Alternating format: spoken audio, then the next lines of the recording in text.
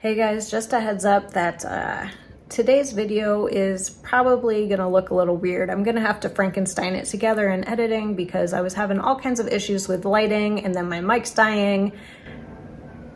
And now there's sirens. The universe is working against me today. I hope that you guys still enjoy it.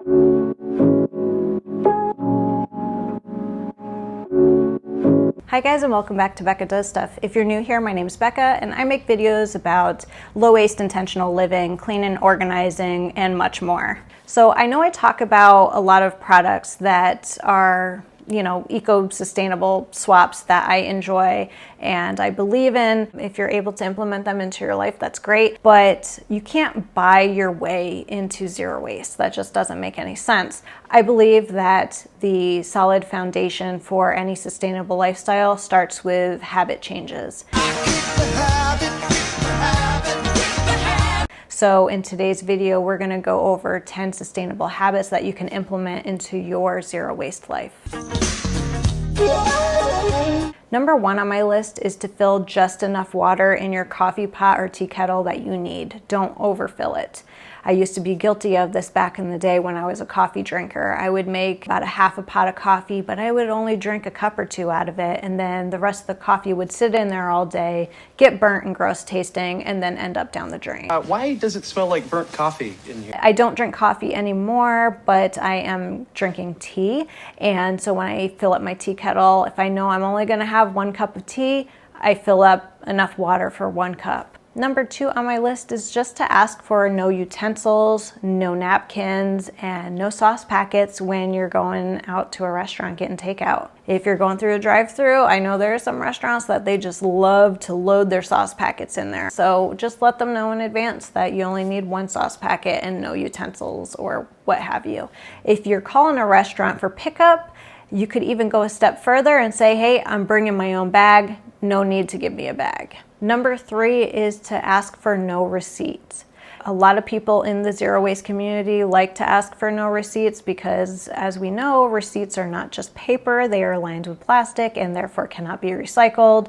But in some cases, I need a receipt, so I ask stores instead if they can email or text me a receipt. Number 4 on my list is to use the right size burner for the pot or pan that you're heating up on your stove. And this goes for if you have an electric stove or a gas stove. If you have an electric stove like me, if I'm cooking a small little pot of sauce or whatever, that goes on the back small burners. And then when I'm cooking something in one of my larger pans, that goes on the front larger burner.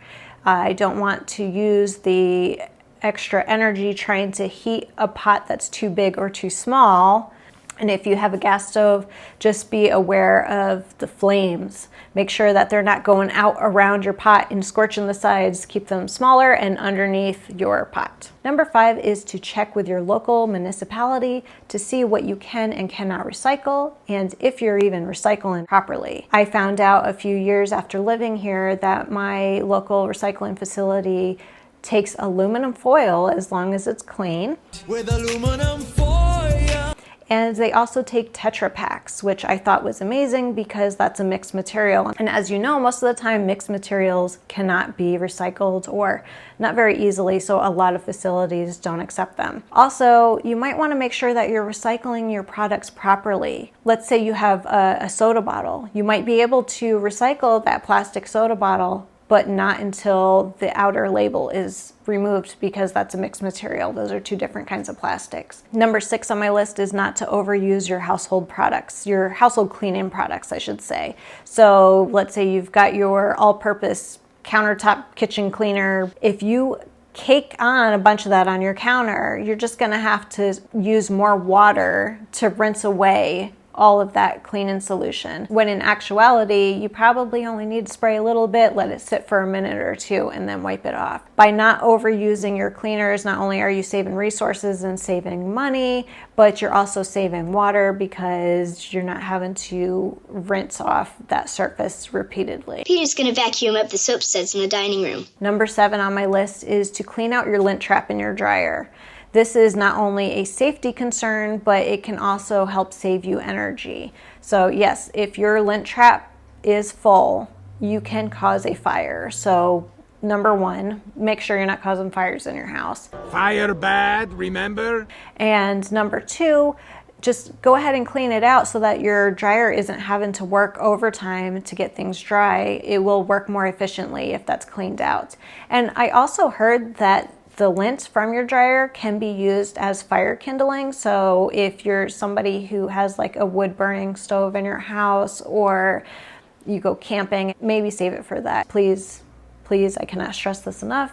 Do not leave your fires unattended. Please be safe. Make sure your fires are completely put out when you are done camping. Fire bad. Number 8 is probably a little strange and very specific, but I suggest that you make your own salad dressing. If you're somebody that likes to continually go out and buy bottles of salad dressings, you don't really need to do that. There are so many awesome recipes online. You can make it at home yourself. You can reuse one of your salad dressing bottles that you got from the store. I have a little glass one. I had bought a dressing in a little container about yay big. I'll have to insert a picture of it. I think it's the perfect size. I take it to work with me when I'm, bringing a salad to work. I prefer to make my own salad dressings because from a nutritional standpoint, it's healthier typically. Like, you have more control over the ingredients that you're putting in your body when you're making your own meals and sauces and dressings and things like that. I find that it tastes better too. There's a few pros to making your own salad dressing, other than the fact that you're not continually buying bottles and throwing them out. Number 9 on my list is to turn off your oven and let the residual heat cook the rest of your meal. This might take a little bit of practice, but I've been doing this for a few years now. I also don't preheat my oven most of the time. There are some recipes that do require you to preheat your oven, but you'd be surprised how often you don't need to do that.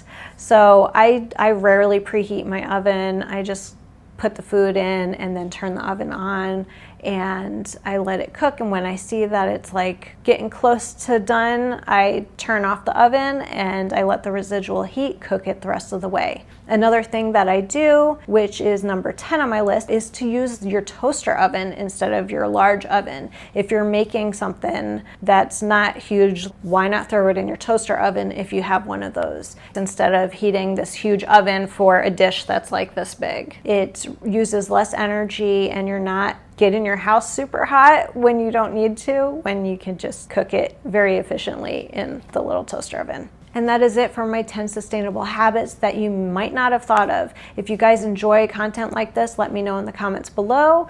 I will be making a part 2 to this series and possibly more. Until next time, you guys take really good care of yourselves. Thank you so much for watching and have a great day. Bye. The lighting was so weird that I'm just gonna record this whole video over. But you can't buy your waist. Yeah, you can. I have a sleepy dog in here. Where are you? Oh, there you are. You're sleeping right behind me. You're snoring, Missy. If you hear a dog snoring, I apologize. Oh my God, I'm so tired of doing this video. Okay, I have literally filmed this video like 18 times. I can't do anymore, guys. I just can't. I'm sorry.